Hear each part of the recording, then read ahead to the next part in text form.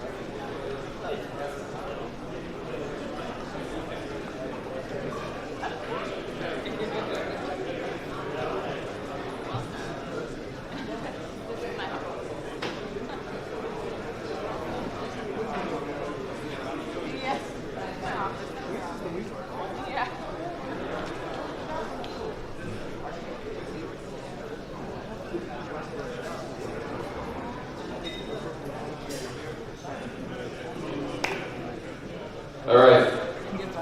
Thank you all for coming out. This is our first Third Thursday Tech Talk of the year, so give it up.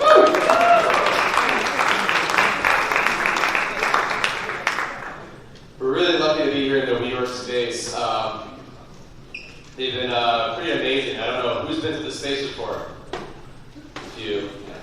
But either way, we're really lucky to be here. We've got X Prize. Thank you so much for being a sponsor. Most of this wouldn't have been possible without X Prize, so thank you so much.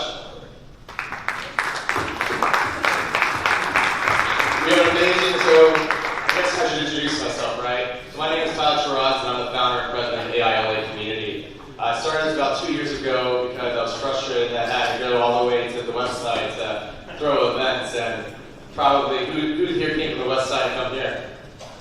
Gotcha. So in the beginning, it was around chatbots. I was building a chatbot company, doing consumer research, everything from customer service for music festivals all the way to consumer research. And then exited that company back in 2017 and decided to really just go full on and develop this community. We became a nonprofit in California, but we're still pursuing our 501c3 status about 4 months ago. And the real goal and mission of our community is to really, bring the general population out, general audience out, not just data scientists, not just, engineers, but, everyone, to have a really thoughtful conversation about how AI can really benefit Los Angeles and society.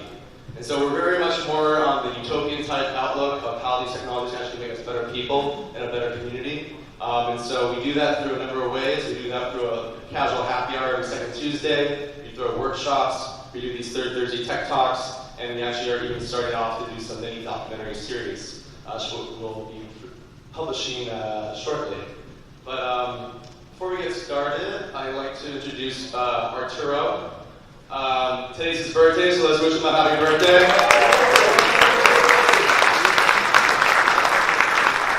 Arturo's been instrumental in really helping us organize our thoughts when it comes to our mission, vision, and values. We had our advisory board, our board of directors all come together a couple months ago, and him and his team, put together a 3-hour workshop where we really just went through everything about what a 5, 10, 20-year plan looked like. And if it really wasn't for him and his team, we would be just all over the place, and I would just be, up in the clouds. And now we're very much well-focused and know exactly what we're going to get done. So give Arturo a minute to talk about himself and his company and about what he'll be doing today with that whiteboard. Thank you, Todd. Hey guys, so I'm curious how many of you are working in AI today? Just raise your hand. All right. It's about 50-50. And how many of you, of those of you who are working in AI, how many of you are working with design or a designer? A lot less. All right. And how many of you are familiar with human-centered design? That's a bigger number. Cool. So yeah, as Todd mentioned, I'm Arturo. I'm the founder of Cluj. We are a design firm. I'm also in the advisory board for AILA for ethics and design. And so we're very interested in sort of the human effect of AI. And as Todd said, the utopian side is that we come out of this better for humans, right? And then that's sort of human-centered design is putting the human outcome first. So that's a lot of what we do. And my background is actually in philosophy. So I've always been interested in that intersection between philosophy and design. And philosophy is a little bit about understanding what is being and what is. And there's perhaps no more fertile ground to ask that question than in AI, or we think about an artificial agent. Who is a being? So what type of being is it? So we're looking into those questions.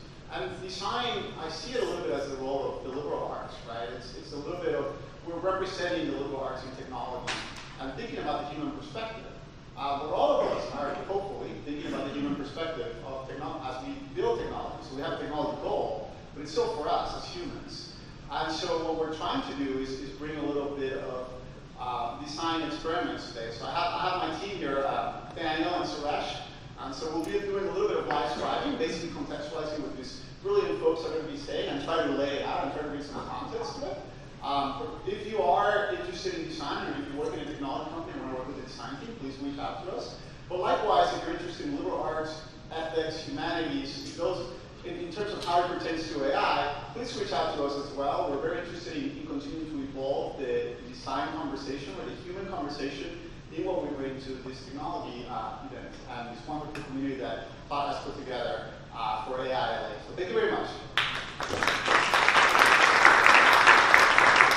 All right, the formatting is going to be, we have about an hour worth of, an interesting conversation with here by Ryan Gill, our moderator. We'll definitely have a lot of time for question and answer. So if you have, some question during the talk, please write it down. Don't speak out. I'll definitely have your time to speak, to ask your question at the very end. And then we'll, after the question and answer, actually even during the question and answer, the bar will be opened back up, and you can network and to your heart content, and then we'll be out of here by 10:30, 11. Definitely 10:30. All right. Without further ado, I'd like to hand it off to Ryan Gill and our amazing panelists. So give it up. Thanks, Don. Before we get into it, how many people here are building something new with AI, a startup?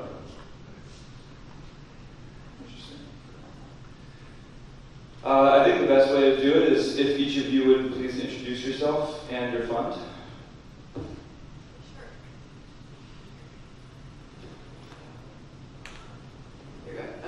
I'm Lara, Jeremko. I'm with Beyond Ventures. It's a firm I founded focused on early stage investments and venture capital strategy. I make seed and pre-seed investments focused on AI and human performance. And I recently led a prize challenge funded by the Bill and Melinda Gates Foundation focused on XR education. And also relevant to this conversation, I'm producing a documentary series on AI and future at work.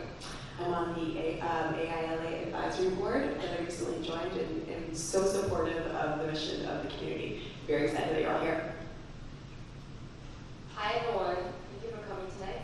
My name is Chang and I'm a principal at Upfront Ventures. We're a small-ish venture capital fund based in Santa Monica. We've been around for around 20 years and we're very strong supporters of the LA ecosystem. We're currently investing out of our 6 funds of $400 million. We're primarily investing to lead seed or A rounds, so we're early stage investors. And I, in particular, I studied applied math and computer science, and so I really enjoy looking at AI and thinking about how does automation and machine learning really change the future of work. How is it impacting the traditional industries where there's no automation? We know that in 10 years they'll look really different. And so we've made dozens of investments around the concept of machine learning because it's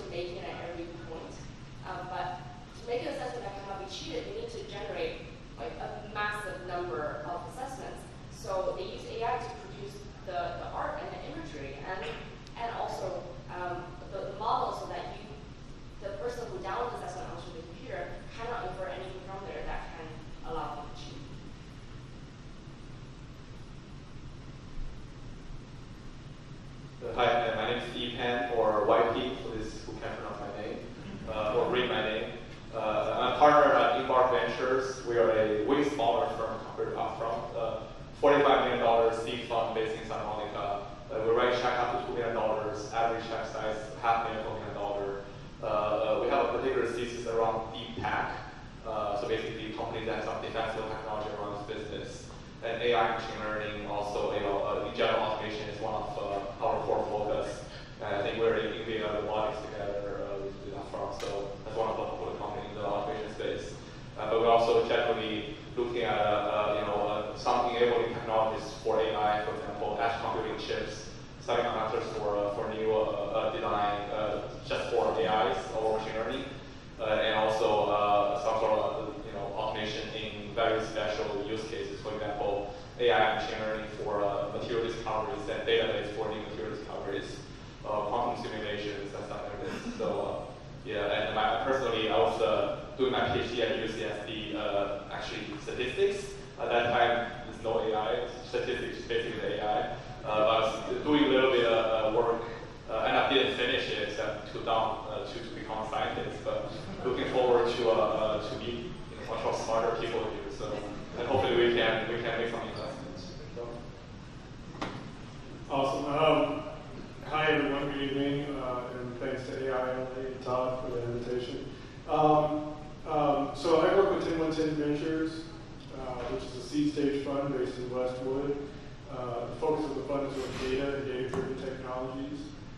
To us, that means companies that have some sort of proprietary data set. We look across every sector, every industry.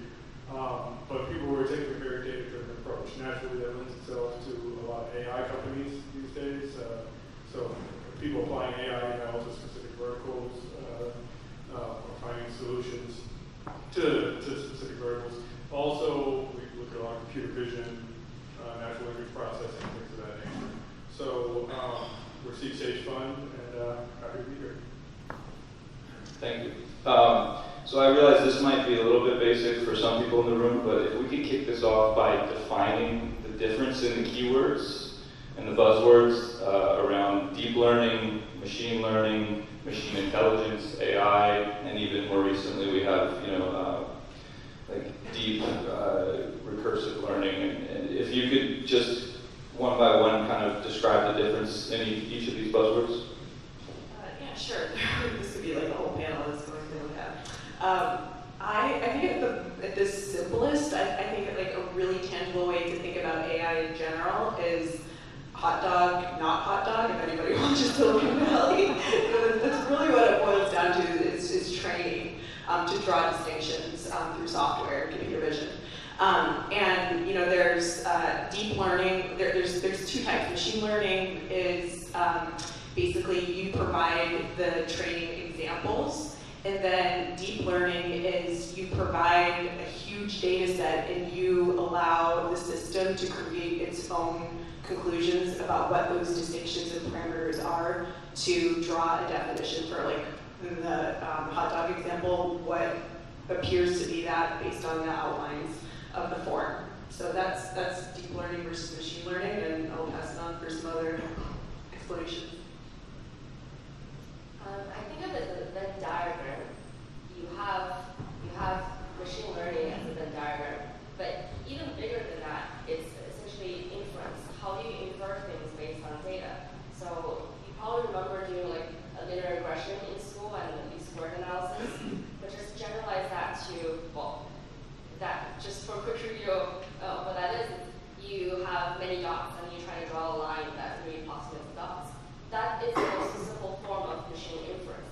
And then when you have multiple dimensions, because here you just really have two axes, but when you have hundreds of axes, thousands of axes, and a lot more data points, we're trying to not just draw a line, but draw like a curve or draw a shape, or draw something that cannot be visualized with human mind. But inferring the patterns within data, that's more around machine learning. And then deep learning is a methodology, one of many in machine learning. Deep recursive learning and ensemble problems, and these are all just different types of methodologies. Supervised learning, unsupervised learning, and so I think don't get bogged down with the methodology. Just start with the problem that you want to solve, and then you can talk with people who have the expertise, and they'll tell you what are the best ways to solve that problem and to infer things from the shape of the data that you have. Like image data, that's one class of algorithms that can solve that really well. Voice data, that's another class of algorithms that can solve that really well.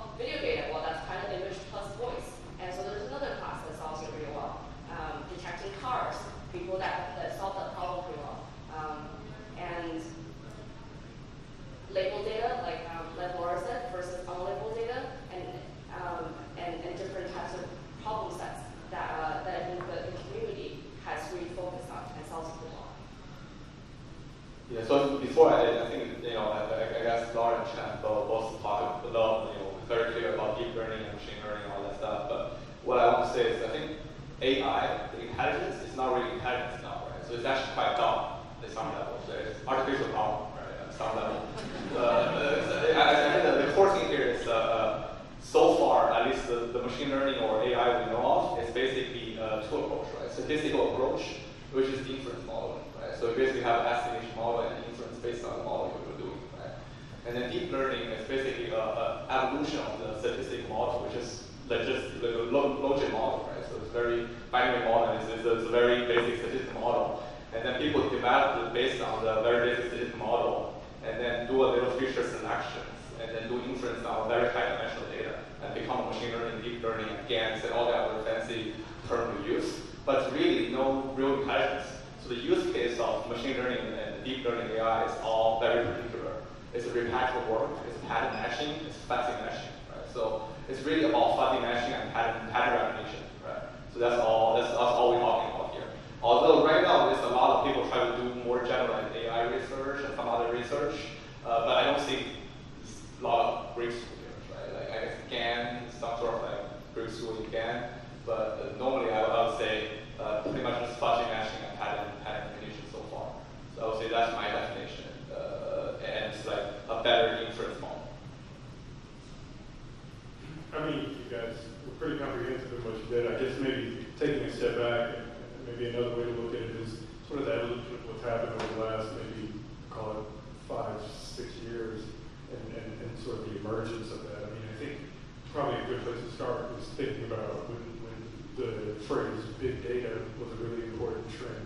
And what was implied was that there were a lot of companies that had so much data on hand. It was always assumed that those companies would be able to extract so many insights with all this big data and apply all of it and figure out all the hidden secrets of optimizing this business with this data.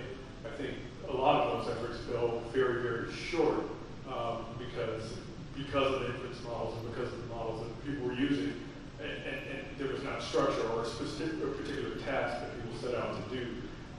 And then you started seeing AI companies developing AIs to solve very specific tasks, which actually made it become a little bit more useful and part of startup culture. Part of what people were trying to develop and how people were positioning their companies. We started seeing .ai after every startup thing. So that's always a signal of the trend. And then maybe just looking to the extreme end. I mean, kind of touched on this is like looking at the AGI, what we're talking about, general intelligence, where you have created some sort of intelligence that can be applied to anything and learn and infer from there. I think we're far from that. There's some interesting research sort of toward that, but classifying anything as intelligence is we've got a lot of ways to go. So from my view, the bleeding edge right now is reinforced learning, the kind of stuff that you see with AlphaGo in Google. Are you seeing anything else that's more bleeding edge than that?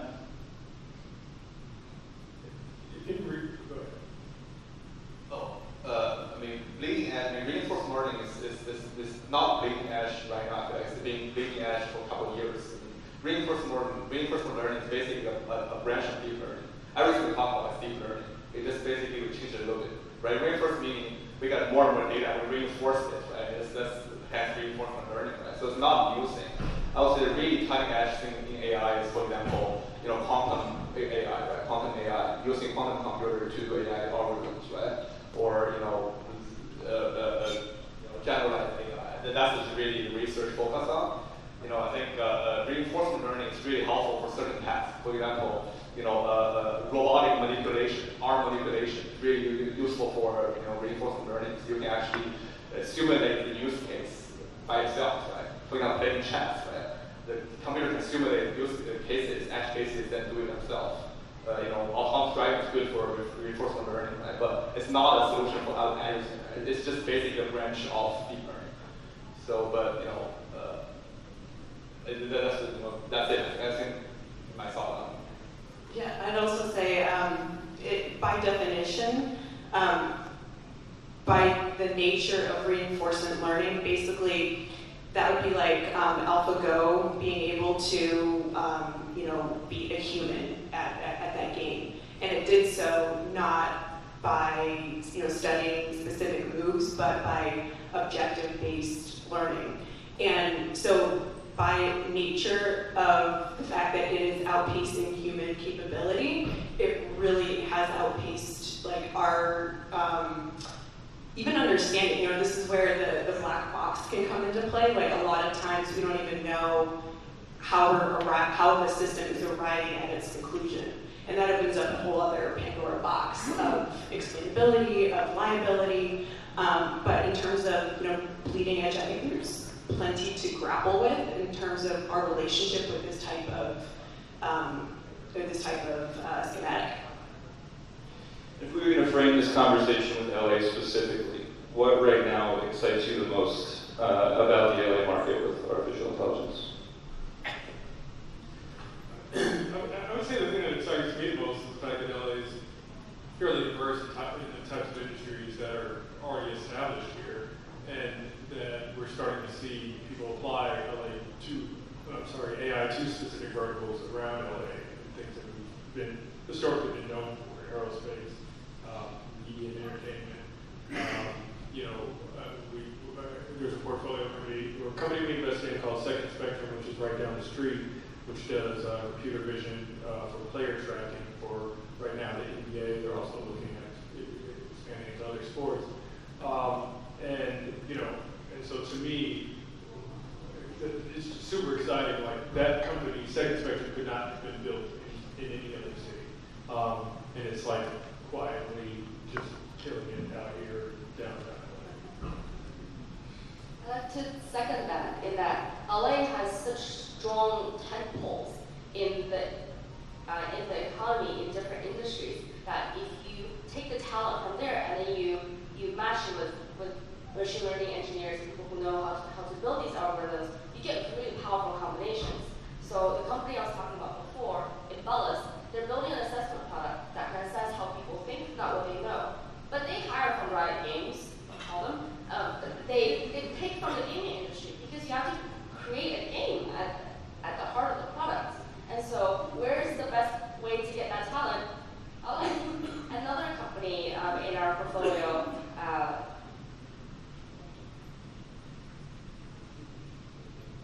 sorry. This is not our portfolio, but a company I was talking to earlier today, and you have an investment in 3D printing company, where you have so many hardware engineers that are really excellent from the aerospace world, from JP on NASA, from SpaceX, who don't want to work 24/7, from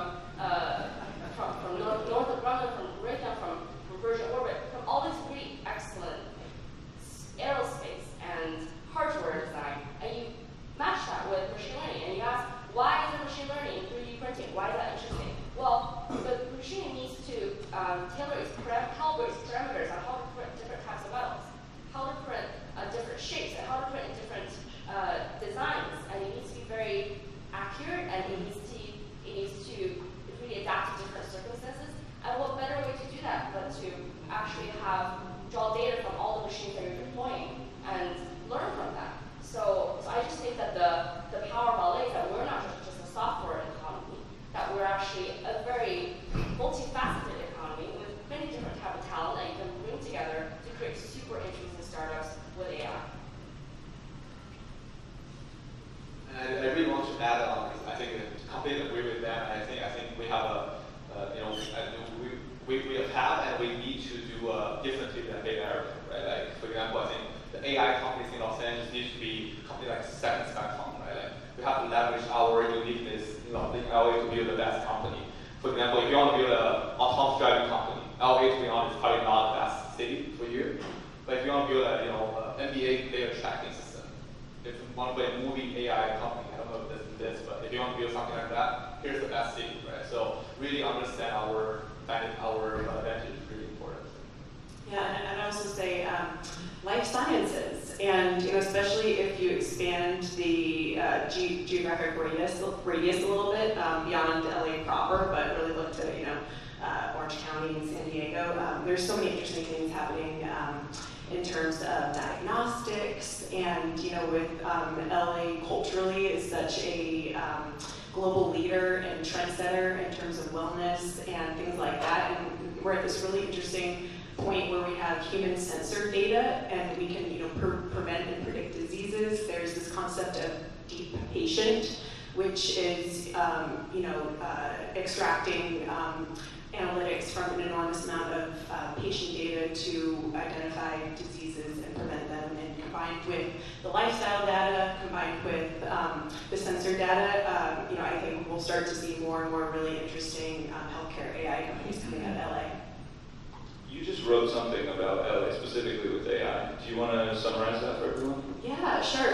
We have AI LA has a Medium blog account, and I wrote about why I'm excited specifically about LA, and we touched on a lot of the elements that I was describing. LA, I think, is very undervalued in terms of the academic and research capabilities. We mentioned a bunch of them already. Obviously, NASA, JPL, Caltech.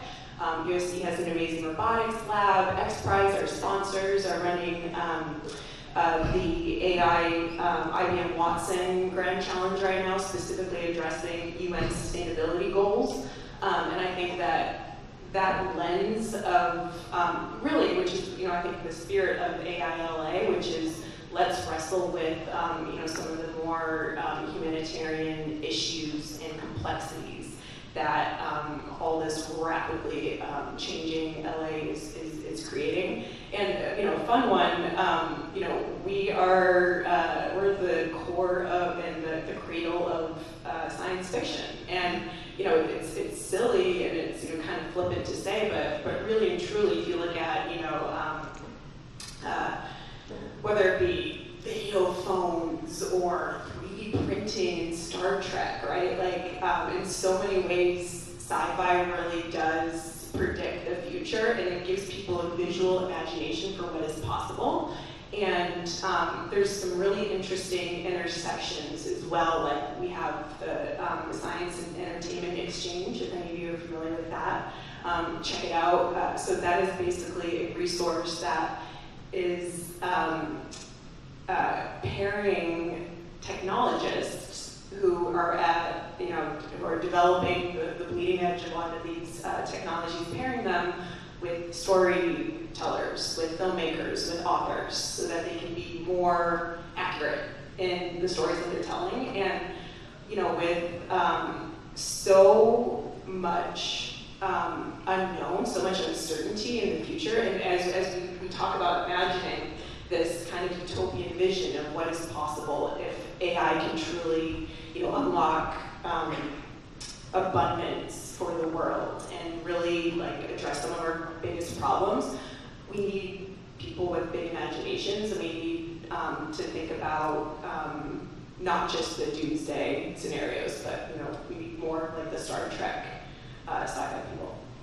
XPRIZE actually has a science fiction advisory board that they put together. Yeah. Chang, so you touched on the thesis that the world is becoming a game, right? And when game mechanics are behind, yeah.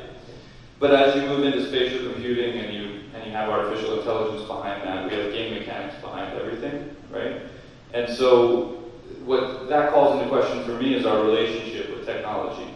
So as AI gets stronger and it kind of takes over more and more of our life, how do you personally feel philosophically about that? Got it. It's not, so my theory is not the world becomes a game. It was one particular company that's building a game to solve a particular problem. But to answer your broader question of what is our relationship with technology in the future with AI, I think there is a way that Hollywood wants us to look at it, but that's only one lens in the world. If we just look at it from a very practical matter, what are robots? Robots are AI, sure. Robots could be RoboCop, it's true. It could be the Terminator, it's true. Could be her, could be, I'm trying to figure out how many Hollywood movies can I name that are scenarios,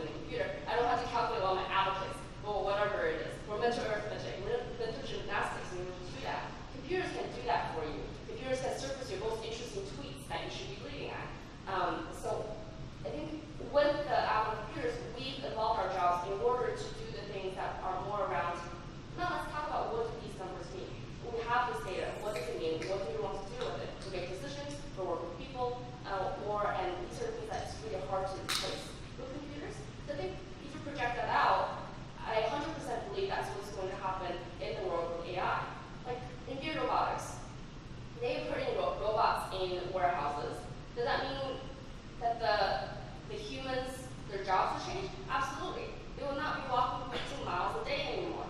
They will be standing there, they have their little fan, and they have a little cup holder. They can drink Diet Coke, and then they can just pick items and put them in boxes. If the robot security guard rolls around, that means security guard's job to change? It would. Normally, a security guard, I don't want to speak for everyone, in this building, they're just waiting for things to have people to come up to them with a problem or waiting for something to happen. But what if a computer does all that monitoring and the AI detects that this is something that's out of the ordinary? And then if it detects something out of the ordinary, then it will talk to the security specialist. And that security specialist could be watching 10 robot screens at the same time and be more constantly engaged and still interacting with you when you lost your ID and you need to get up to your office. And that's a human service, customer service problem. That's a human problem that computers cannot replace.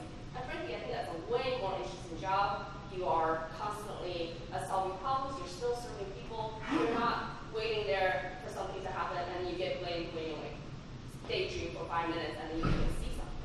So that's how I think about AI in the future world. That it's such an enabling technology, like computers are for me. Computers is my entire workflow. I feel like I'm a slave to my inbox sometimes, where my email comes into my inbox, and then now it becomes a to-do item. But I also control what my inbox should send me. I send the emails to make it work for me. So we'll absolutely have to adapt. But needless to say, I don't think it's as doomsday as Hollywood makes it out to be. So I think it's a really interesting question, the way you frame it about like how is AI impacting us? I mean, very small things that sort of where a computer is trying to optimize the best decision for you, and you become reliant on that computer, right? Like, I mean, take for instance, say Waze, how Waze has like legitimately changed neighborhoods, right? You have a bunch of cars driving down streets that nobody ever drove down. Like that it has larger impacts on like everyday things that when you look at any individual car, it doesn't seem like it's that extreme, but then when you look at it at scale, then the neighbors start to complain or things like that. And sort of have another example of transportation. I mean, I guess I'm thinking about how much do you want to rely on it is like in autonomous vehicles, right? Like obviously there's been some tragic incidents, but like even something simple as adaptive cruise control, which I just finally got on a new car that I have. When I'm driving, so this is driving and it's sensing the car in front of me, slowing up, speeding, or slowing down, speeding up based on on proximity and everything like that. And as it's so convenient. But as I'm driving, I'm like, how much do I really trust Ford's AI team with my life? It is a very real question. Like, I see that car. Does Ford see that car? Like, and so relying on things like that, we become more and more reliant on it. But it takes. We also have to trust that it's going to make the best decision for us, and ultimately that's the trade-off. There's pushback on everything from Twitter and Facebook's algorithms of what they present, because now it makes you live in a bubble where all your messages are you only get the perspectives that they know that you'll like. I don't know if has anybody read the book, The Coddling of the American Mind? Heard this? Yeah, awesome book. Check it out. But one of the parts that they talk about is around social media and the impact that it has, and how basically we're just constantly fed these messages, reinforcing the things that we already thought. That was something that 20, 30 years ago, when people were thumbing through newspapers, you had to read all the news, or at least skip over all the news. Now you don't even see any kind of opposing view or anything like that. You just get fed and reinforce what you already believe because the algorithm is doing it for you. So we have to trust that somehow the companies that are creating these decisions for us have our best interests in mind and actually level set in terms of how much trust we're going to rely on. Yeah, and I really want to just emphasize that I think it's actually about, I don't think Hollywood doomsday will happen. I think I totally agree with Chang, but I think there's actually a lot of problem with AI in the future. And I don't know how to solve it. For example, I think one thing is, obviously, AI is biased. If the creator of AI is biased, right? Like, there's a bunch of articles about, Amazon's AI hiring algorithms biased against women, like against people of color, and all that stuff, right? Just because the data training set is biased and the people who created these algorithms are biased, and that's just going to work and worse and worse if you don't have any clarity on algorithm side, right? That's one thing. Another thing is, we will have social problem if a lot of jobs are replaced by AI and robots. Regardless of what happens, it's going to be happening. Right? So a lot of jobs will be replaced by robots and AI, whatever, right? So that just happened, before computer is actually a person, right? A person who computes, a computer, right?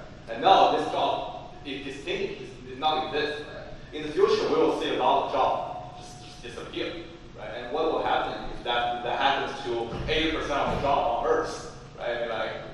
I don't know how to solve it, but it will happen, right? If it goes through this path, because one thing computer like robots can do really well is to do repetitive work, right? And most of the work is repetitive, right? From warehouse picking to selling ticket to a lot of stuff, right? It's all repetitive work. So robots and AI will eventually replace half of the workforce. And what will happen to this, 200 million people in the US that are, unemployed? I don't know. Honestly, I don't know the solution, but it will become a problem. There's a lot of discussion online, on Twitter, and anything to discuss this problem. So, so frankly speaking, I think there's a lot of problems in the future we will facing, but I don't think it will be dramatic. I think we will find a way to solve it. I just don't know how to solve it. Otherwise, I won't be, doing a panel. Sorry. I had to take it back because I want to challenge your assumptions. If you look back in history from 1900s, or the 1800s, since the Industrial Revolution, we've always had machines that improved our productivity. And now you used to have 80% of the US as farmers, now you have 1% of the US as farmers, and frankly we're exporting agricultural products because that 1% of the US population, plus many machines, and plus excellent technology around storing agricultural products, is allowing us to produce more, such that 80% of us, we don't need to be farmers in order to survive. So I think over the course of technology, it just has not been true in history. For the past 100, 200 years, that technology has actually caused job loss. Frankly, right now, we're at a pretty low unemployment rate. We're at an unemployment rate that's even below what the Fed thinks should be helping. And I think it's 3 to 4%. It's like a 16-year low. We are, as we see AI take away some jobs, I think that might actually be refreshing. Companies can't hire enough people. There's so much open headcount, and I think that if you look towards the future, if you look at the drivers of national GDP growth, you have two drivers. You have population as a driver, and then you have a total factor of productivity as a driver. So population, well, the US is not really growing population, and the developed economy is not really growing population. So we can't really rely on population growth as a driver economy.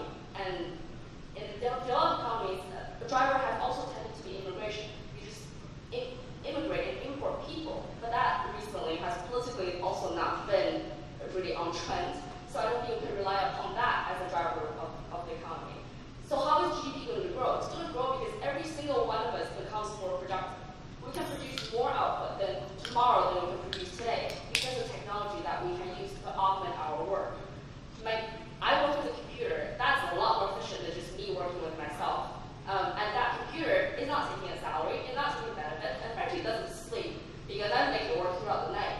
And that's fantastic because I collect the salary, I collect the benefits, and so does my employer, and so does the US GDP. So I just think that if you look across history, it just hasn't been true. And if you look into the future about what the world economy, let alone the US economy, needs to do in order to go to the next stage and for every one of us to live better lives, more prosperous lives, we need improvements in technology and AI. This actually the book wrote by Kai-Fu Lee. I'm not sure if you know him or not. So called AI Superpower. This is actually a discussion in the book and a lot of people about the historical evolution, industrial evolution of machines, right? So I think so. I mean, I totally agree. AI is very important, and we need to as a driven force for the US and for the world. But if you look at the history called technical revolution, industrial revolution, it's really create job because of machines, right? Because most people transfer from from farmers to actually industrial production by workers, right? So it's actually a driven force because of the machine, not because the farmers are become 1%. It's because the farmers become workers on the production line, not because they disappear. We still have most of the world population working on the production line. Even if US have no workers, Southeast Asia, China, Africa, if you look at the whole world, most people will still be working in production. Because machines doesn't really, it's a great job, a great very low-end job. Maybe it will help US to take off the farmers and take off the workers, but there has to be something, some people work on production. You cannot, the job, it won't just disappear, right? There has to be workers to actually do on the machine, right? The machine has to be controlled by some workers, right? So, but this new AI and robotic trend is a little bit different than industrial revolution. Because the efficiency increase is so dramatic, you actually don't need a lot of people even on the production line now. Right? So for high-skilled workers, sure, we are fine. Right? And most people will be fine.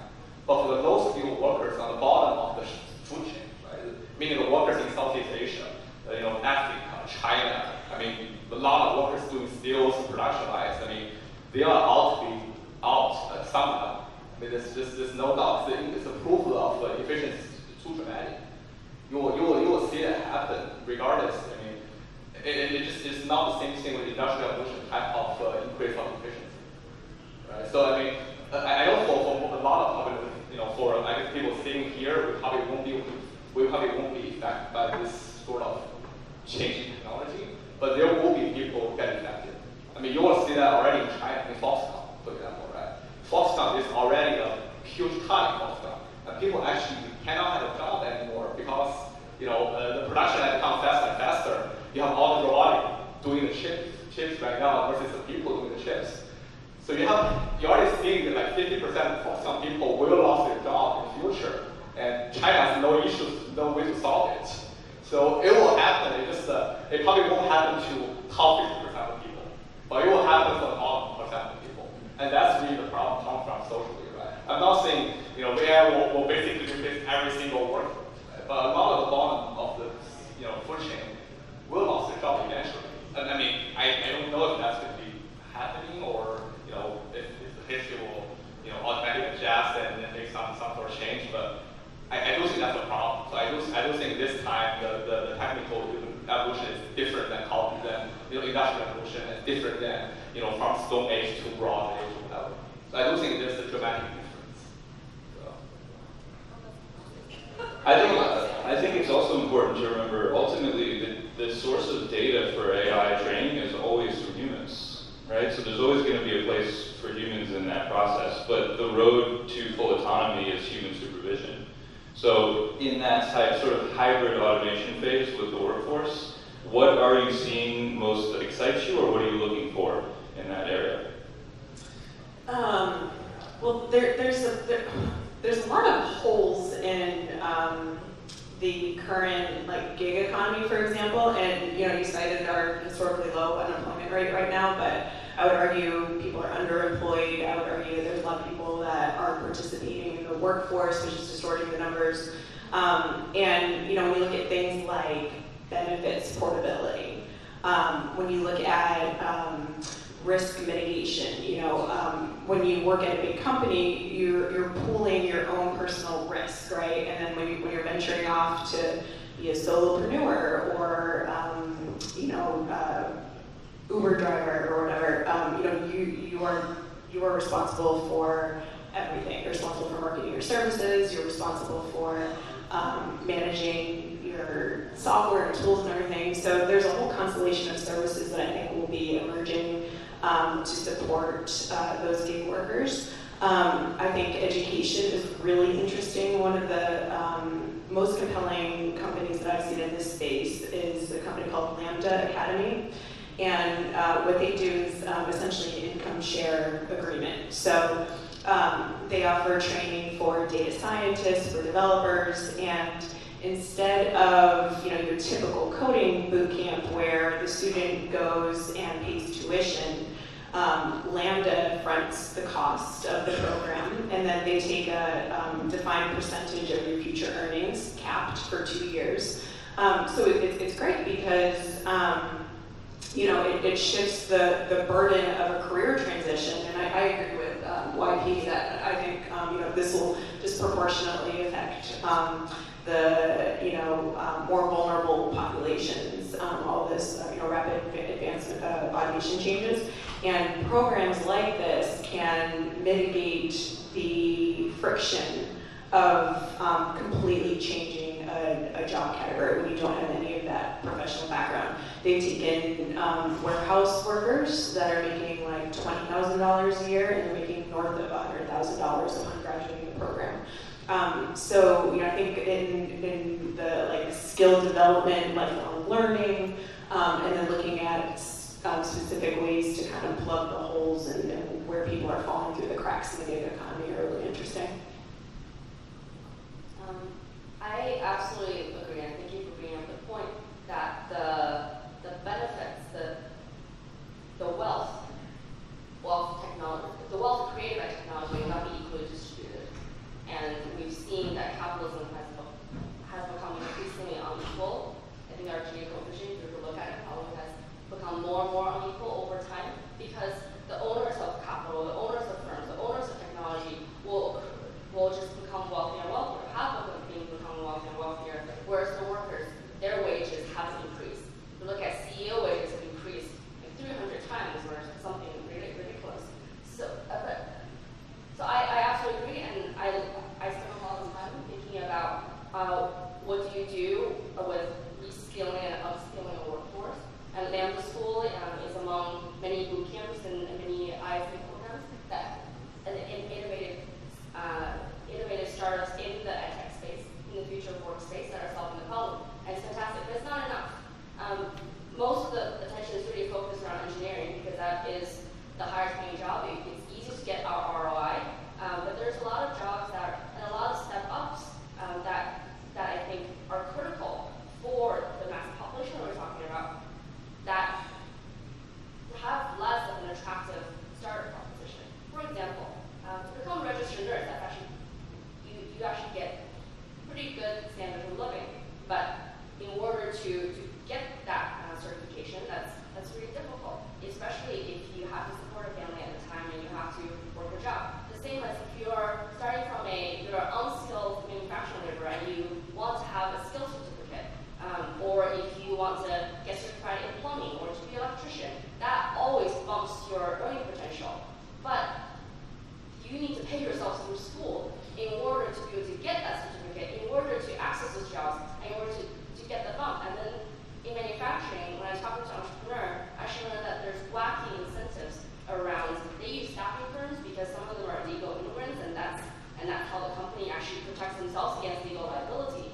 And so there is really weird incentives around all aspects of different economies that I think would be great to have entrepreneurs looking at and to see how you can really help with the demographic shift that needs to happen and the skill shift that needs to happen.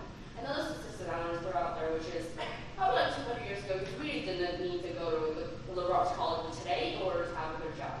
But over time, it has become more and more important to actually get a liberal arts college degree in order to have a higher earning potential. I think the gap between someone who's a college graduate versus someone who's a high school graduate has only increased over time.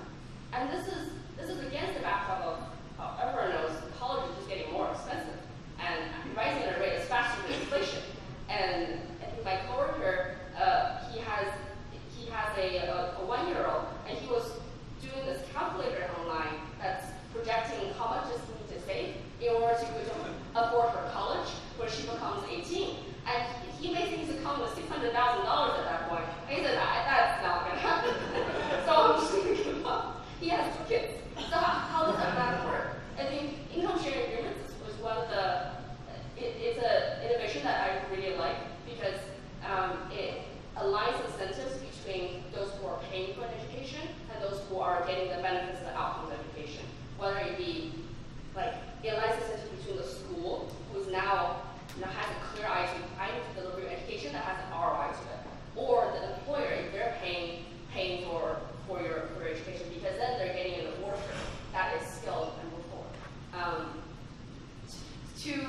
counterbalance all of this, to not sound so doom and gloom, I think there are forces that are counteracting the other side. So I'll give examples.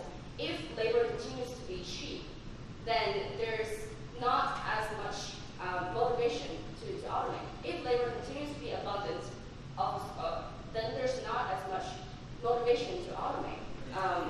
Automation needs to make huge capex infrastructure investment, and we need to really shift. So that's one. And another is, if we develop machines that are so fancy that only the small set of the population could actually operate it, but so you don't have enough workers at the price point that you want to pay them that can operate it, then you just make the machines with more friendly UI so that the skill level goes down, so that a lesser skilled worker could actually operate the machines.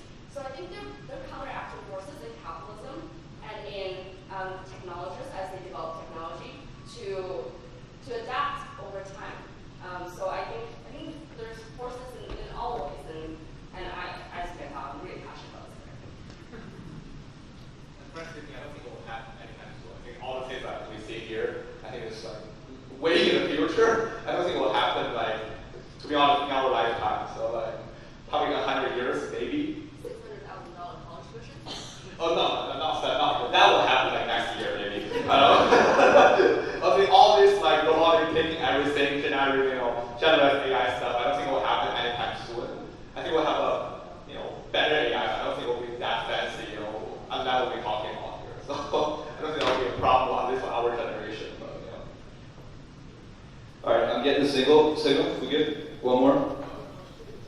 Yeah, well, so you have a room full of really brilliant Angelinos here that are building things with artificial intelligence. So if you want to leave a calling card, each of you, and what you're looking for and how they can reach you. Q&A first, or go ahead. Okay. So I have a submission for startups at beyondventures.co, and I look for companies that are really tackling pressing problems. I think there's a lot of tech out there that's just shiny and interesting, flashy, and innovative for innovation's sake. But I'm really interested in companies that are tackling big markets, big problems. I mentioned some of the health and wellness, preventative diagnostic type stuff. I'm also very interested in the future of work. I'm very interested in resource allocation, systems engineering type stuff. More efficient production and agricultural algorithms and optimizing supply chains for food and water sanitation and things like that. So beyondventures.co. We are generalists, so we will back promise entrepreneurs attacking any big market, and we have a wide portfolio that you can refer to about the diversity of our interests, and we primarily lead seed or A rounds. So if you're at that stage, love to talk to you. I'm at Chang at Upfront.com. Frankly, most of us are at first name Upfront.com. We're quoting you for that. yes, you can email me at yp@embark.vc. So we look at seed stage companies.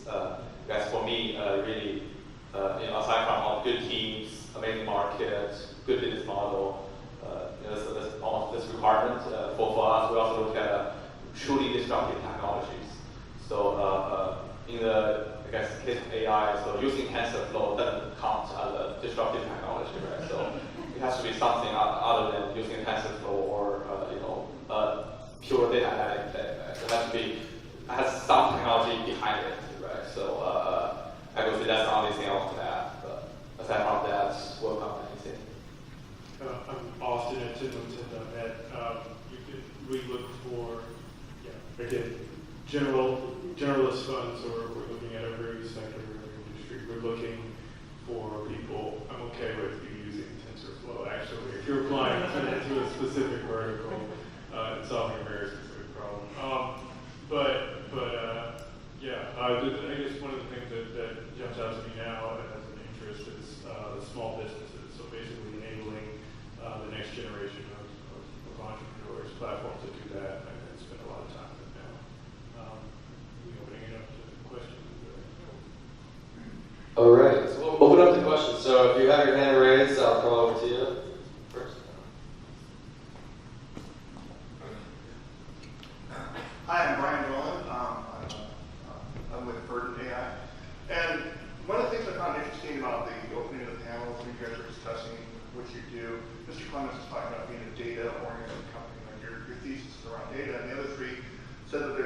around AI. And I found that interesting because in the history of artificial intelligence, we were all blindsided by deep learning because GPUs enabled deep learning, and nobody saw GPUs coming. And probably the next thing is going to be the commoditization of high-performance computing, which is coming back down to things like Chapel, which will allow genetic algorithms to come back into vogue the way that deep learning came back into vogue. And then after that is quantum computing. That'll probably come around in 6 or 7 years, and that'll probably enable sort of network learning and sort of multi-agent phenomena. And when you're talking about things that excite the panel, there wasn't a lot of sort of talk of these are enabling technologies that are coming down that are going to cause a big difference. Reinforcement learning happened again because of deep learning, which was GPUs, example matrices. And again, the high performance computing is coming about to allow these competitive models. So when you said we're a data company, you referenced the big data craze, which I remember from 10 years ago, beyond. I thought it was sort of a smart sort of look to the past in terms of how we can't forget that even when these enabling technologies come along, what you're ultimately going to have is a lot of small intelligences that are communicating with each other and have to make decisions. So my question is, I'm not stating the thesis, my question is, how did the other, I feel like that's a good hedging strategy, how do the other three funds look at enabling technologies and say like, oh, well, it might not be the thing that comes out of the box, but it's the thing that comes after the thing that comes out of the box that's going to allow a dramatic leap forward in artificial intelligence or automation. Like, how do you safeguard against being blindsided by GPUs again? Thank you. I invested in a couple of shares of NVIDIA stock. So that has been doing well in my 2 shares of Bitcoin portfolio. That's my hedge. But that aside, I think we as a fund were very focused on commercial applications. So we understand technology, but you are technologists more than us. You've probably done PhDs in the topic. You've spent years working with the best researchers. We are singularly focused on what is the market you're tackling and what is the path to market, and then helping you understand that path and the risks there, and putting resources around you so that you can really build a successful business and have that impact that you want. I think for us, we actually look at a lot of quote-unquote enabling technologies for AI. For example, one of the sectors we are personally very excited about is edge computing and edge chip and semiconductor structure for edge computing, and sort of new semiconductor design to only built for AI machine learning, right? That's one of the, that's sort of solve the GPU, problem on some level, right? And I do believe distributed edge computing is very needed, right? Like, doesn't cost a lot of bandwidth, real time, ultra low power type of computing power. That's the good enabling technology we look at a lot, right? So another sort of like going one step before that is sort of packaging technology for ICs, right? So 3D packaging technology for ICs, Intel spent a lot of time on that. Applied Material has a different line on that. I think that's the deep, one deal for it. If you go another layer further in terms of enabling technologies, it's the new materials, right?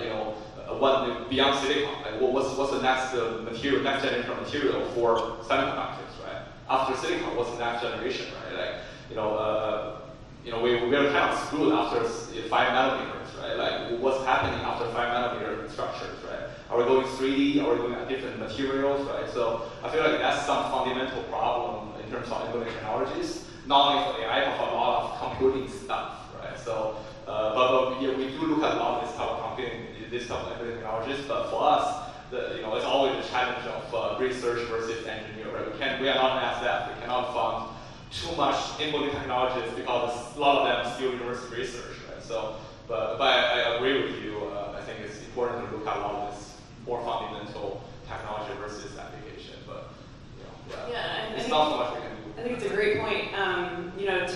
To not be narrowly focused on a very defined opportunity set. And I think it's important to maintain relationships with researchers and people in academia. I know I can probably speak for my colleagues on the panel as well. Like, investors very much welcome that, and that's why I love this community. Trying to build those bridges and just to maintain curiosity and an open mind and a level of humility because things are changing so quickly. And anybody that does have an idea for paradigm shifting stuff, like share after the panel. Next question. Hi, my name is Will, and my question is, why did you guys decide to come here in person to everyone? I mean, why can't you? I'm interested in artificial learning. I don't like artificial intelligence either. It is artificial learning, but it's something that you actually have to teach and change it to the same way you teach a child. You know, and I heard Chang was talking about, losing jobs and stuff like that, and the whole job sector. You know, if you think about the fact that, the horse lost a job when we got the car. What did the car do? It solved the problem. It solved the problem of time. So, one of the things that, I look at with artificial learning is solving time. So you put people at the bottom, so should they have time? So rather than selling time, it's like now they can utilize time. So going back to my question was, what was the motivation that you guys had to want to provide us with interact? Can you ask the question again into the mic? Sure, yeah. So the question is, what were our individual motivations and what were we interested in? Why did we want to come and speak on this panel to the AI LA community? I spoke about it a little bit, but I think that this field is emerging and changing so quickly. It's hard to keep up, even if you're in the industry. That's one of my biggest challenges, and that's what the last gentleman was just alluding to is the rapid development. And I think that it's really important if we're all looking to build a future that's inclusive, where all people stand to benefit from the amazing power of these tools, then everyone should be included in the conversation. We talked about bias a little bit, and I think the more people that can bring their own personal experiences and talents and expertise into this conversation, there's a place for AI in every single industry, and it touches all of our lives. And so I think the more that we can come together and wrestle some of these really interesting topics is very important. I'll just quickly say, I guess, two reasons why we motivated to come and speak to folks. One is, the types of people that come out on a rainy night to hear about AI, those are the types of people that I want to work with. We're a data fund, and we recognize that we want to see useful applications of data sets, of interesting data sets. And AI obviously is super aligned with that. So coming here is to tell you a little bit about TenOneTen, to tell you a little bit about our perspective, and if it sounds like it makes sense for us to talk, then definitely email me. The other thing that we didn't talk a lot about, but did touch on a bit, was biases in AI, which is something that's kind of near and dear to me. I'll share a quick story of a startup that I saw that pitched to me about being able to recognize the probability that someone committed a crime based on their physical appearance. And the training data set was used from existing convictions. So naturally, there might be a few biases in the existing criminal justice system that carried over into what looks like a criminal in their system. Needless to say, I did not invest. It's the type of thing that's scary. I mean, and quite frankly, to be honest with you, this is also a product that is actively being used in court systems today around the country. I'm not kidding, or exaggerating. So to combat things and to raise awareness about gender issues, diversity issues, all these things and biases that play to AI. I want people, this community in LA, to take the lead in terms of thinking about the implications of those sorts of things.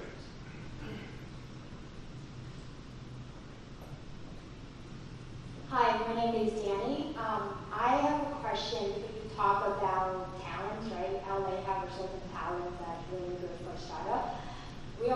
that the battle for talent between startup and peers, and that's why the price for engineering and development and data science have been skyrocketing as well. So what are your point of view when you evaluate prospective, investment opportunity with companies who that have majority of their development resource is actually elsewhere, outside from the U.S., not necessarily based here? Would that be too risky for you, or would that be something that you were still interested, but there going to be a requirement as far as how to expand that talent back to the U.S.? I think maybe different VCs will have different biases here, but I see that working very well for some of our portfolio companies. For example, Ring, our former portfolio company, the development office is somewhere in Europe. Sorry, somewhere in Eastern Europe, because the CTO was had a good group there, and that was a lot more affordable than hiring a team in the U.S. in high cost living areas. So we see that working really well. And that was acquired for how much? A little bit over $1 billion. Yeah. And it works, yeah. And there's a company called Zapier, which I use. I don't know if all of you use. It's a really big company. I think they have, I want to say 200 employees, and everybody is remote. Only the CEO and maybe CTO, the two co-founders, are in San Francisco. Everybody's remote. And the way they made it work is that they fly everyone together for offsites twice a year. And they built their Slack and other documentation to be so robust that everything's documented, and this is how they scale the company that way. So I think my broader point is you don't have to do that, you don't have to do any of this. We want to see thoughtfulness in how you construct your team and how you think about your talent strategy. If you have a CTO that you have a very close relationship to, you have a great working relationship with, but wants to be based in a different area, and that can allow you to get lower cost talent, and that's fantastic. People base their teams in Cincinnati because you can get better talent for lower cost, in Dublin because there are government centers in the UK and or in Asia. So, but we will still evaluate the technical rigor of your product, and it has to be a good product. And but how you get there, I think there are many strategies to get to a good product. She mentioned a couple of great examples where it does work. So I'm probably the earliest of all these investors. I will do pre-seed, and this is, I think, one of the biggest challenges that I encounter. And when you invest later on, you can look to proof points to see whether it's working. And when you're making an entry point in pre-seed and there's not a strong technical founder, that's not a fit for me personally, like it is for others.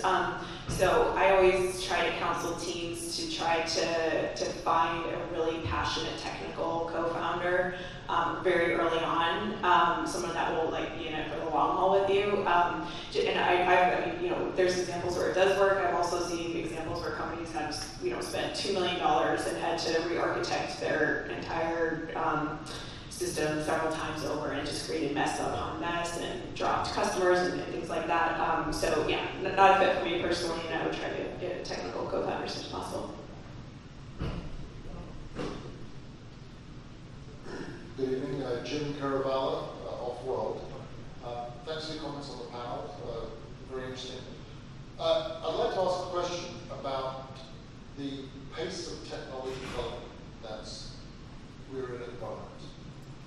Performance density of various technologies that are enabling for AI, such as sensors, specific energy of batteries, remote systems, remote sensors, communication systems, the onset of 5G, are all combining to increase the impact of data collection, data narration and simulation, and then the outputs coming from them. The implications of that increase in performance density from 2018-19 to 22-24 in particular is that such a wide variety of potential opportunities will emerge in how that data will be used, what type of projects and innovations arrangements can be deployed. And the lead time for implementing those becomes ever shorter as the data becomes more ubiquitous and more accessible in open formats.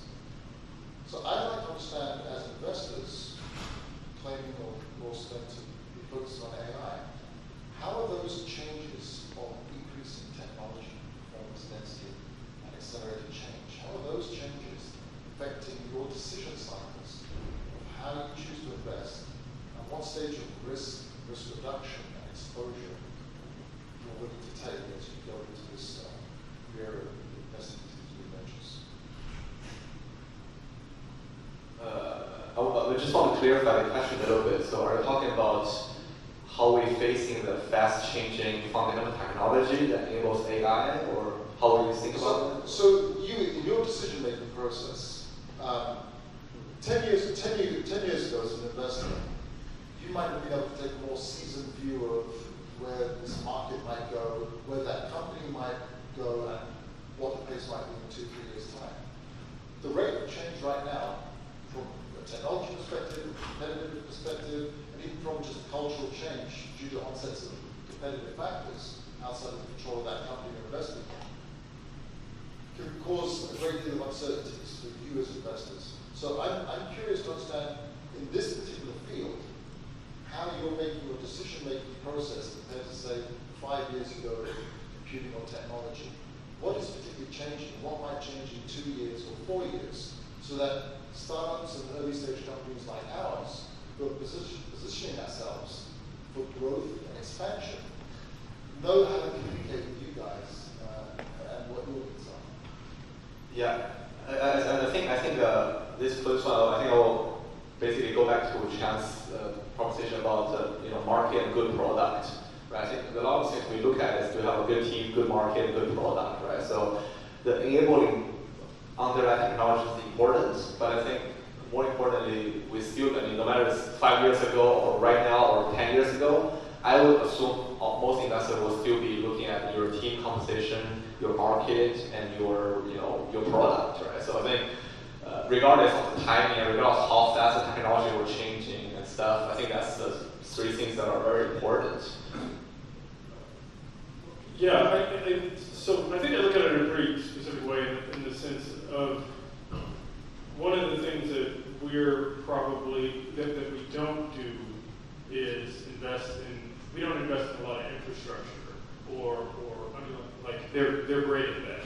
But I think probably to your point, like I don't know that I can keep up with that or place a bet on the overall direction, which is why when I think about the constraints and speed to market and all those things, when I'm looking at a specific vertical, let's say it's let's say it's real estate tech. If I'm looking at that, it's actually more constrained by how fast the real estate industry evolves rather than the underlying AI. Because if real estate is not evolving to adopt all these emerging technologies fast, then it doesn't matter how quickly something becomes obsolete because it never hit any level of penetration in the first place within that specific vertical. So when I think of verticals, I think of like the speed and the decision-making process and the thoughts and the decision makers, quite frankly, in that specific vertical, rather than in terms of what's going to be the latest technology and how quickly it will be outpaced by the next thing.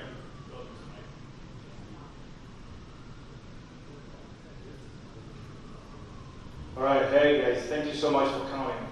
My name is Imani. I'm with an AI company called Terrazas, and I think we've had a couple of versions of this question, but if you could be just more specific and brief, what are the 3 main criteria you guys use when you're trying to make a decision whether you're going to invest in a company seed for specifically 500K now?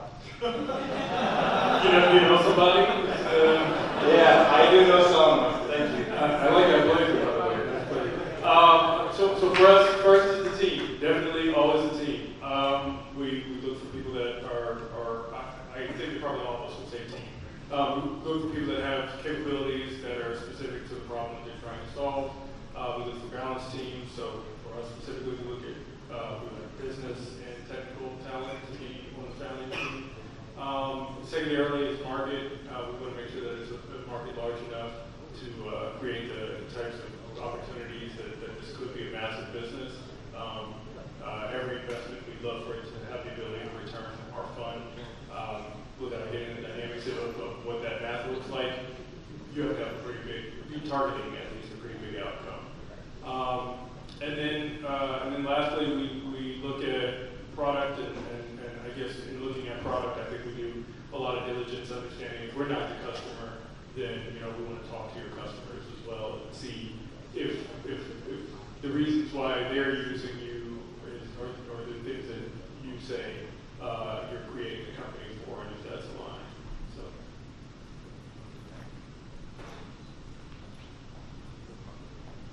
Hi, my name is Aurelia, and thanks again for the panelists.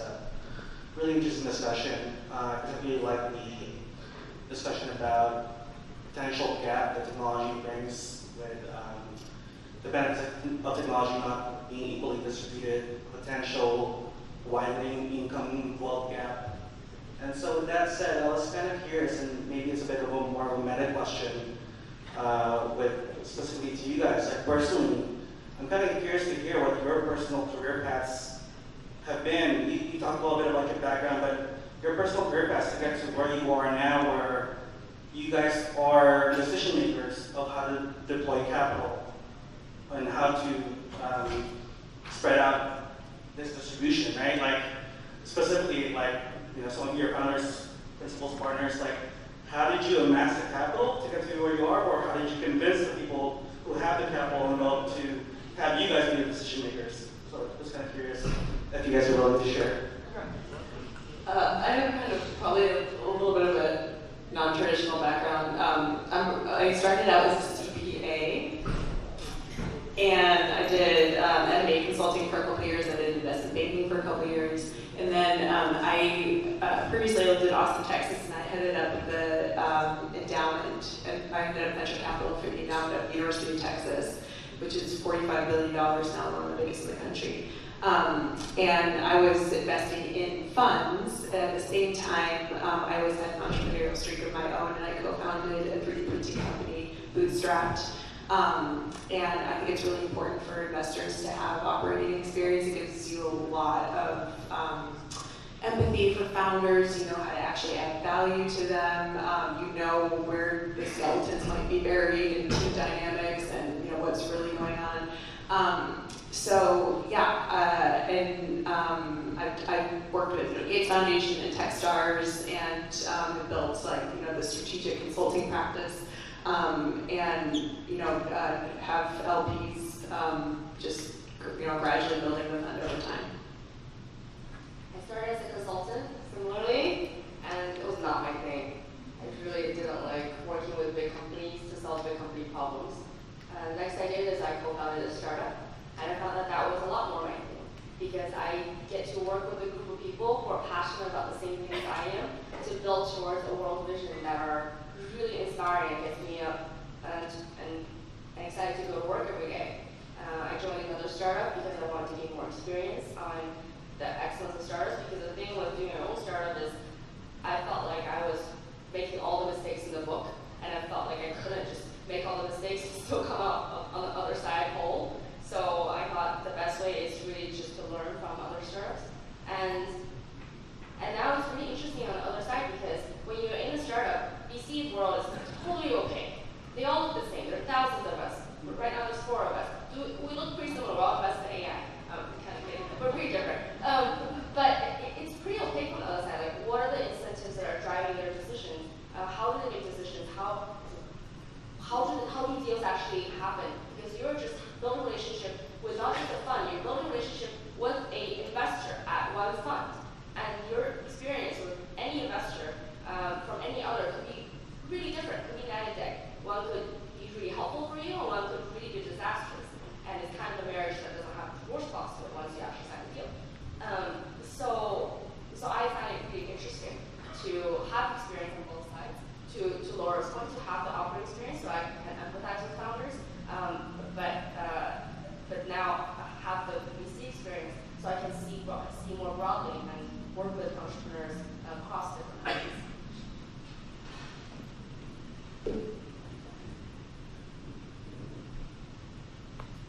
Thanks, guys, for coming out tonight. I have a question. Are you investing in film and television companies right now, or companies that are working in film and television adjacent industries? I spend a lot of time in media and entertainment. That makes me both excited and extremely jaded about investing in media and entertainment.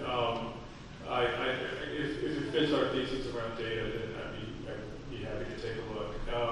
I do think, I guess, more broadly speaking, in ventures, so many VCs have ties or relationships with folks in media and entertainment that actually not a lot of media and entertainment related deals are led by VCs here in LA because of that perception oh, this can't work because such and such happened, or this is the reason why, it's basically you know too much. And I think venture in a lot of ways, we invest in things that we have some sort of knowledge about, but not an expertise in many cases, and that sort of ignorance is bliss kind of assists with us believing in the vision that the founder has, that somebody who has a 20-year industry vet would say dismiss outright. So as you talk to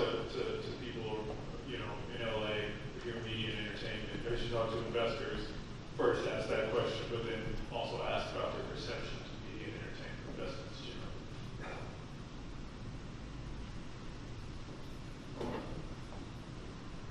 I have a question. Do you think AI and automation will help increase fertility rates, or they'll actually make fertility rates go down the trend? Just because. What rates? I'm sorry. Fertility rates. Fertility. Oh yeah. The reason why I ask this question is, if you guys were talking about productivity, and if people are going to be doing more things in the future, technology, they say that fertility rates, part of the reason why they're going down is because of technology. And if AI and automation gets ramped up, will that make fertility rates even lower to the point where it's to get to a peak inflate population of some sort? Or do you think that by having people have much more practicality in their lives, it's going to actually help fertility rates go up? I know this is more of a general question, but... I got it. I think the 1200s versus the Queen of England, who had 16 children, but it was because only one of them actually lived to old age. So many of them passed away, unfortunately, in infancy or in young adulthood, where it used to be very dangerous, actually. And just to think about that trauma to the mothers, it's just unimaginable in this day and age.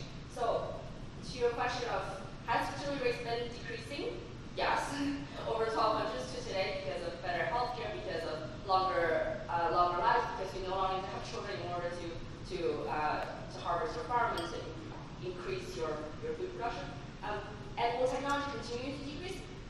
Possibly. It's we're defining the balance of healthcare, to your point earlier, more and more, where now your lifespans get more and more extended. So, and then you're seeing some developed economies or even developing countries choosing to have fewer children because of a number of trends. So I think technology is one factor. The trend on general, I believe, is that birth rates are continuing to decline, but I am not a demographer, so don't quote me on this.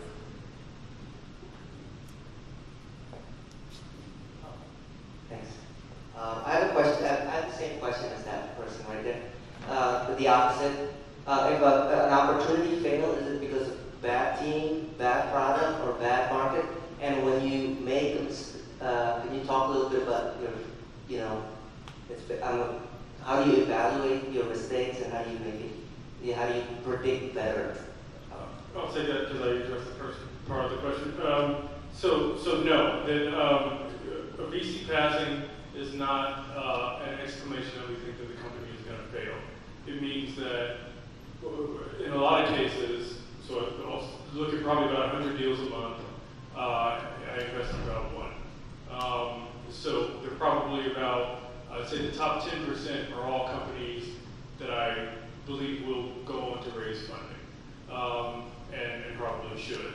And probably the top 5, and definitely the top 3, I probably could have invested in all of them. So it's past a certain, there are some companies I look at and I say you should be doing something else with your time. But if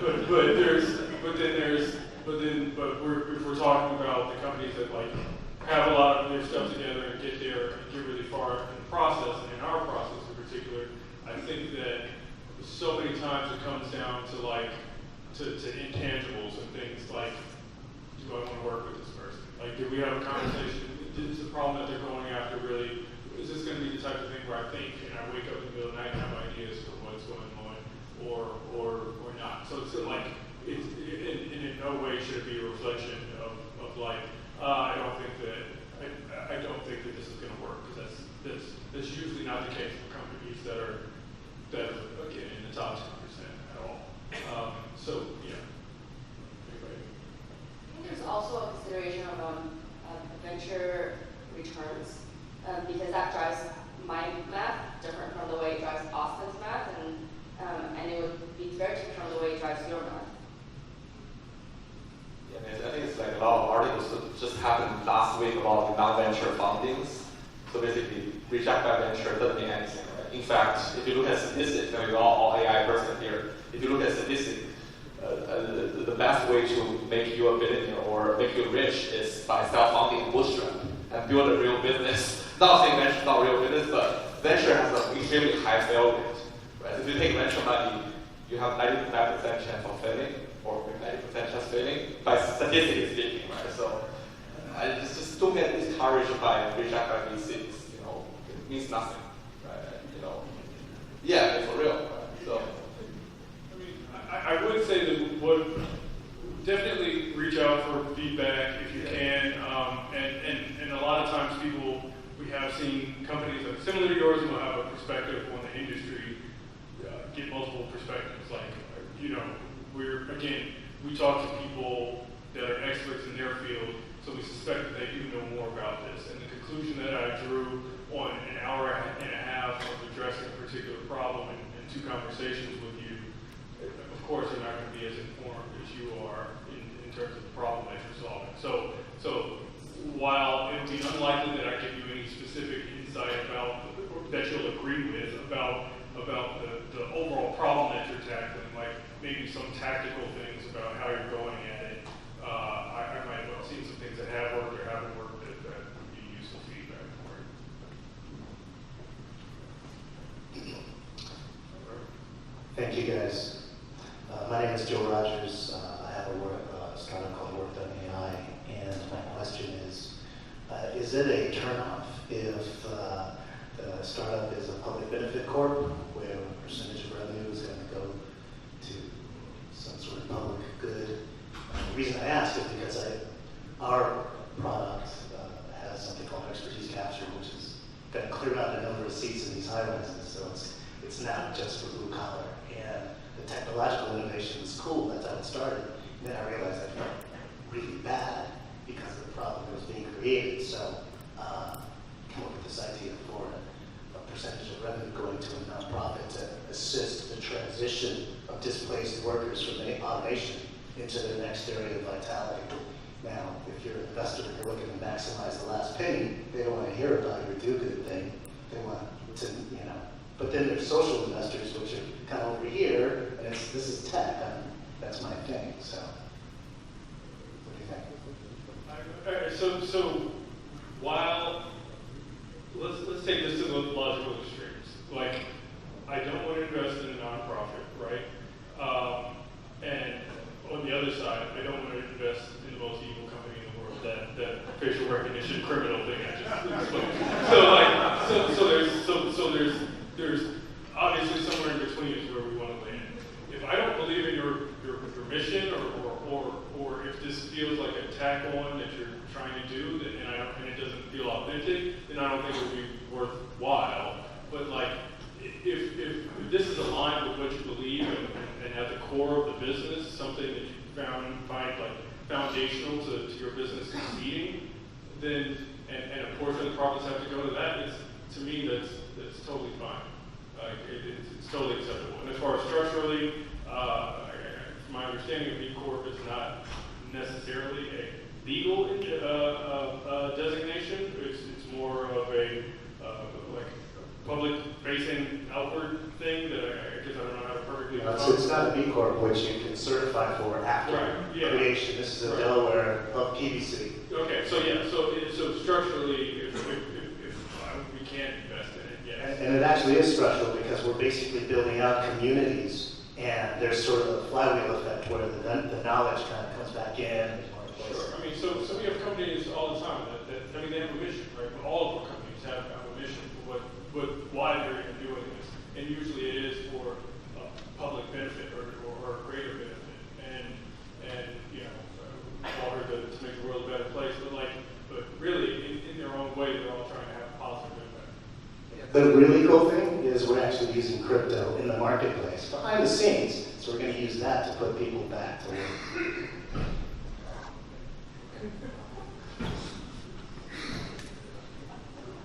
Okay, so I'm surprised you guys haven't talked about business models at all.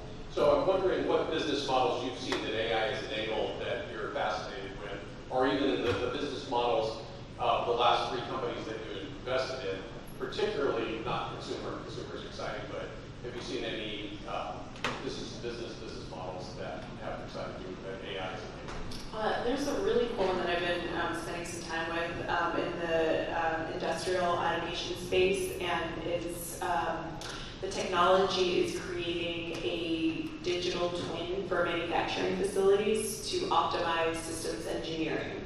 So basically, making relative production decisions and workflows based on optimizing customer orders and workflow and supply chains and all that. So yeah, I think that's really interesting because manufacturing is ginormous, and you know, these are decisions that can be affected by human bias, and if you had, you know, a really powerful supercomputer being able to run Monte Carlo simulations rather than just someone's, you know, memory and hands-on experience, you know, that makes a lot of sense for the comparative advantage of it. The examples I gave are actually all B2B companies, and what's interesting about them is that they all sell to existing markets just with a product that's superior because it's enabled by technology and has long-term cost advantages because of the technology. So, more concrete example, in VIA, they sell robots to warehouses as a kind of a SaaS model actually, because warehouses, they understand how much does it cost for a human to pick an item, and so VIA knows that's the ceiling that you can charge. So we'll charge somewhere below that, and it's a robot as a service. We're picking as a service. In Bell, it's the same thing. They sell an assessment product to heads of HR, and I forgot the company I mentioned, but it's just a technology product, and it can plug into existing and well-trodden. You don't need to innovate everything. Like, hoping for too many miracles is a surefire way to have none of the miracles happening. So we like the idea of pairing a technology growth breakthrough with an existing market, existing pain point. Market is right here, ready to buy. So they're using the same sales models that SaaS companies have used for years. Salespeople do what they normally do. Yeah. No real innovation that AI can produce in the business model itself. It doesn't need to. I mean, but there are things that VCs like, which is recurring revenue, is their transaction revenue. And so we like to build that into the model and encourage our companies to do that, because that helps with your forecasting and your longevity. But then the other thing that AI companies could do is that in the long term you can undercut the prices of the market and can make it impossible for anybody else that doesn't have their technology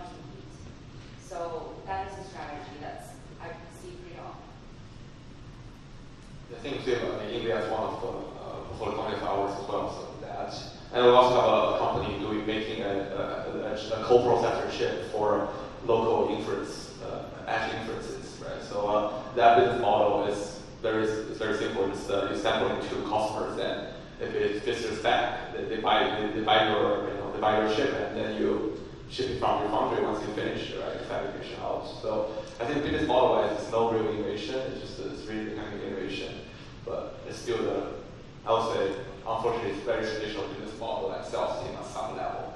There might be some innovation, like for example, NVIDIA has some SaaS model that other warehouses haven't really picked up yet, I guess.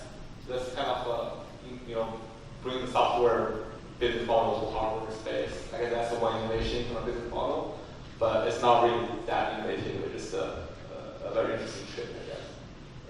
But it works very well. So. All right, we got one last question, and then we'll have some drinks and go back on. Thank you.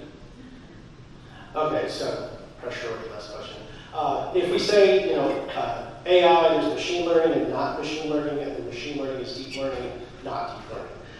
There's all the hype on deep learning. My question is, in the AI space, are you interested or seeing any compelling stuff happening in the non-machine learning space? And if not, in the machine learning space, are you seeing anything compelling happening in not deep learning?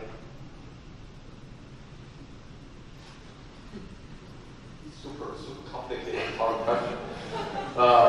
So let me see. So I'm pretty interesting, I guess, GAN, generative adverse network. I think GAN is something I'm very interested about. I'm not sure if you can see all the fake pictures GAN generated. It's quite kind of amazing, right? So, and there's actually real applications for GAN right now. For example, in pharmaceutical, people use GAN to generate the molecules. Material discovery. I mean, there's a whole bunch of use cases. I think GAN is one of the things I think is interesting. Although I do think that sort of fits the machine learning a little bit as well, because there's no real discovery after deep learning and machine learning. There's no real innovation. So I think GAN is interesting. I think still broadly fits the machine learning space. I guess another thing I think is I guess how to train your model with less data. That's something I personally spend a lot of time reading about and doing some research about.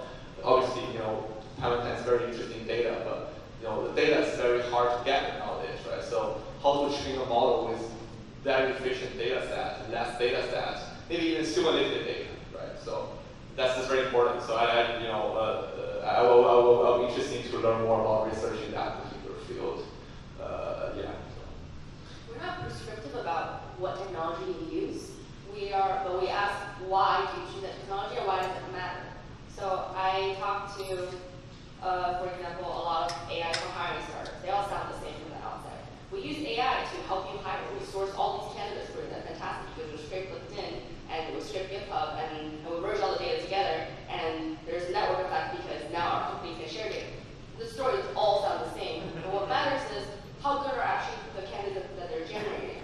Do the hiring managers, are they like, oh my god, I cannot live without you? How did these are perfect? Or are they just like, just like a very average recruiter who just started on the first day and giving me 3 good picks but 7 really crappy ones, and I was sifted through.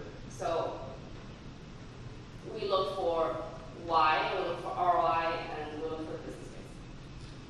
And more the kind of classic machine learning space, I think there's a lot of untapped potential in cybersecurity and event detection. It's something that there's such an increase in ransomware, really scary stuff, hackers getting into hospitals and demanding ransoms and things like that. So I think that these techniques can be applied to a lot of really important and complicated technologies that will become increasingly very urgent. Let's give it up for our amazing panelists.